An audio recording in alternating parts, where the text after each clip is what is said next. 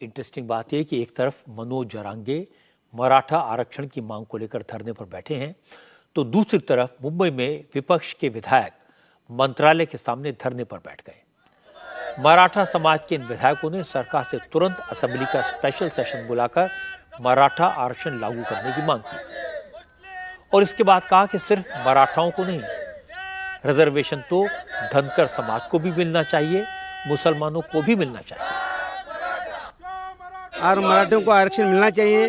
जो जरांगे पाटिल का आरक्षण मांगने को बैठे वाला है उसके हमारी सहमति है और हमने एक प्रमुख मांग है, सरकार ने एक दिन का अधिवेशन बुलाना चाहिए और सबके विचार लेना चाहिए। पहले जैसे 40 दिन गए वाले वेस्ट वैसे नहीं जाके जल्दी से जल्दी आरक्षण लेके उसके लिए पूरे हमारे कांग्रेस की तरफ से हम उनका पार्टिमा कर रहे हैं। हमारे समाज के लिए समर्थन दिया है और हमारी मांग एक ये है कि मराठा समाज, धनगर समाज और मुस्लिम समाज जो शासन ने तय किया था वो आरक्षण मिलना चाहिए। पहले भी 58 मोर्चे निकाले थे, लाखों के मोर्चे थे, वहाँ शांततापूर्ण मोर्चे हुए थे, लेकिन यहाँ कुछ अलग घटक उसमें इन्वॉल्व होके आग भड़का रहे हैं।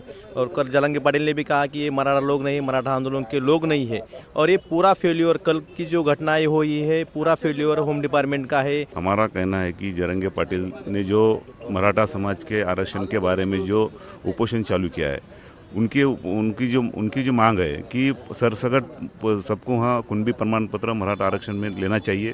हम सभी विधायक उनके सपोर्ट के में यहाँ बैठे हैं और राज्यपाल महोदयों को निवेदन देना चाहते हैं कि एक विशेष अधिवेशन लेके ये मराठा आरक्षण का विषय सॉल्व करें। मराठा आरक्षण को लागू करना इतना आसान नहीं है, ये बात उद्धव ठाकरे भी जानते हैं, शरद पवार भी समझते हैं और नाना पटोले भी।